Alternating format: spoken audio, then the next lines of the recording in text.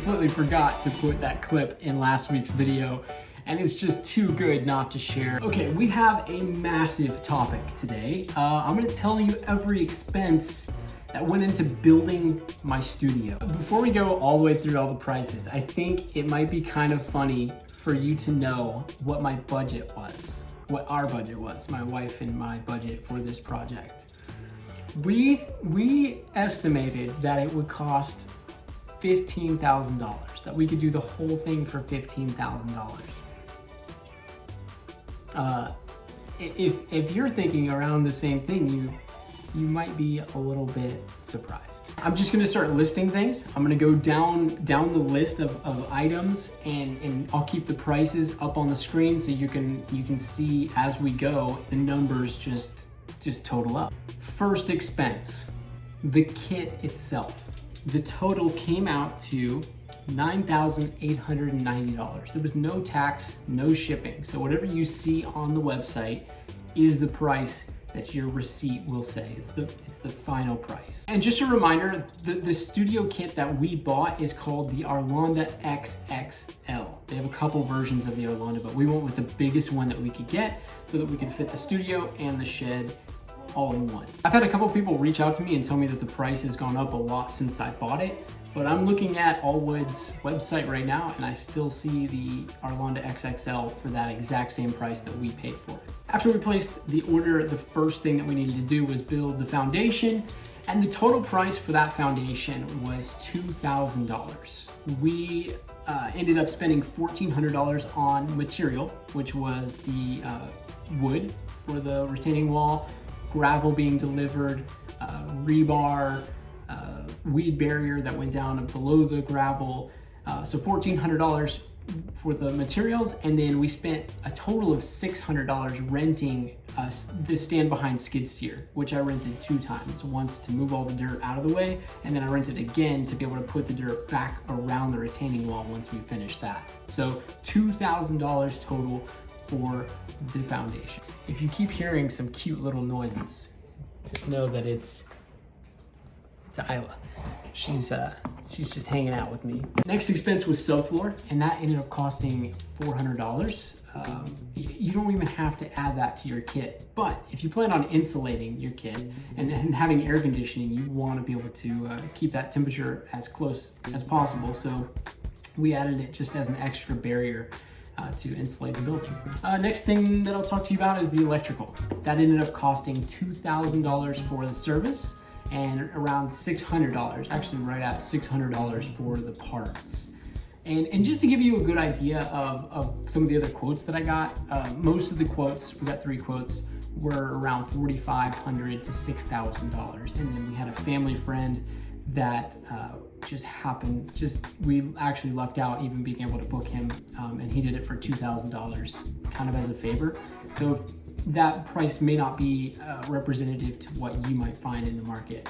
I was very naive with the electrical. I thought we would probably be able to do the whole thing with parts for around $1,000. I was just way wrong. Moving on to the roof. This was $700 for the service and $800 for materials. And if you remember, we had to take a little bit of a different route because our wood ended up warping for the ceiling, for the roof. So you could save a little bit of money there. We had to buy plywood to lay down on top of the building before we could roof it or shingle it. And so you could save a little bit of money there by using the parts that were included. Insulation, $900. This was another expense that I just underestimated how expensive it would be, and we went a little bit overboard, I should say. Yeah, we went kind of hard on the insulation. I just kept getting warnings from family members and friends saying, just spend a lot up front for insulation and you're gonna just end up being a lot happier down the road. But that was a tough pill to swallow, $900. That includes insulation for the ceiling, for all the walls, and for the floor. Next up would be the walls, the drywall and the wall that we ended up building to divide the studio from the shed, the wall that my bike is leaned up against right now. That ended up costing $1,100 in services and sorry, I keep losing my spot. $450 for the materials. Yeah, that was there was this whole timing thing that was really weird. I ended up taking a freelance job that was just super demanding and had a really terrible schedule. I was planning to do that myself, not that I know how to do it, but I didn't. Yeah, anyways, I was gonna do it myself.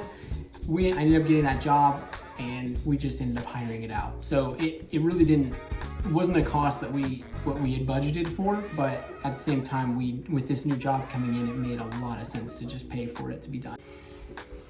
Oh my gosh, this is so much money. The AC unit, which you see right there, that ended up being $1,400. We got that from Costco. We actually initially bought a $1,200 one, but then our electrician was like, take it back. It was a 12,000 BTU, and it was only 120 volt, and this one's 220. 110 volt, this one's 220. And he was like, you just need to go spend a couple $100 extra and get this one because your monthly bills will be a lot cheaper. And so we don't really know yet. I haven't had like a full billing cycle where I've been running it regularly, but I'll be able to tell you more about that in the future. But yeah, $1,400 for the mini split. And it's incredible. Did you know that it's on right now? You can't even hear it. Like legitimately, I cannot tell the difference between it being off and on. And that's huge for all the video calls that I'm on, because inside my house, it sounds like a train every time it comes on. Okay, I spent some money on my brother-in-law doing some work around here. He cut the door for the shed, and then he also built these shelves and fixed the door wasn't quite shutting well. He added trim around this room, just miscellaneous things that ended up coming to $1,300. So yeah, that was just another expense that I would have done that again. I would have done that stuff, but was working. So actually, I would not have cut the door. I was super intimidated to cut the outside of the building, but I would have done the other stuff. But again, I had that weird job. Staining the actual building, had that hired out as well. I was planning to do it, but same old. It ended up costing $1,000 on, like, pretty much on the nose. He came out and did it all in one day, but with services and paint or stain, it came out to right at $1,000. Another thing worth noting is that Allwood actually recommends that you treat your building every single year. I don't know if that is totally necessary. This stain is supposed to last a lot longer than that, but they kind of suggest that you do it every year. I gotta figure out, I don't want to spend that much money every year to maintain the integrity of the building. So hopefully I can find a much cheaper way to do that. This is kind of a minuscule thing, but I did end up buying a pretty nice lock for the shed. And it is a keypad, like an industrial outdoor keypad, that ended up costing $130. And finally, the last cost was landscaping. And we just put quite a bit of money into that. And we spent $950 this weekend buying all of that stuff. So there you go. That's all. I got a little tired of being on the ground. And yes, she is wearing a bucket hat, because babies in bucket hats, there's nothing better. Nothing better. All right, so let's debrief. $23,920. It's legitimately $9,000 more than we planned to spend on this. Okay, now I want to answer a question that I feel like a lot of you will have. Could we have done it cheaper? Like, looking back over the whole process, were there some areas that we could have done cheaper? And that's kind of a yes and no. There were a few things that we spent money on, like having people help us with projects that I could have technically done myself. Like, maybe we could have saved $1,500 there. But at the same time, we got such a good deal on so many other elements, like the electrical, that I feel like it ends up equaling out. I will say though that there are definitely some areas that we decided to build into this that you don't have to. You don't have to put insulation in if you're using this for a potting shed or a woodworking space, whatever that might be. You don't have to add a wall, you don't have to add drywall, you don't have to add shelves or landscaping or even outdoor lights under the eave. that's all optional. So with that being said, we spent, you saw, around $24,000. And I would say if you took out some of those maybe luxury items or things that we decided to do, you could potentially do this for around $20,000. Hey, look who's here. Greetings. She just got home. Today, this is her first week back at work. May I say that when Cody dresses Isla, she always has a bucket hat on. Always. I sent Anna Laura a text like an hour and a half ago letting her know the final numbers. What do you think? About the final numbers. The final numbers were a little bit shocking. I think ignorance has been bliss through this. To not be keeping up to date. Yeah. Quite. Yeah. If we would have known that price going into this, would we have done it? I mean, probably in the season of life we were in, probably not, because having a baby on the way, yeah. I don't think we would have gone for it. But am I glad that we did go for it? Am I glad that we did it? 1,000,000,000%. Yeah, absolutely. And also, if we would have known how nice the actual kit was, yeah, that would have made us want to go for it even more. But at that time, we still thought the kit, we didn't know if we were going to get hacked or... like if it was real? Yeah, scammed. That's the word I'm Scammed. looking for. It was all so sketchy, but now knowing how nice this whole kit is, I would do it again and again. Me too. Okay, final notes. I know I've been rambling. This is it, I promise. This place rules.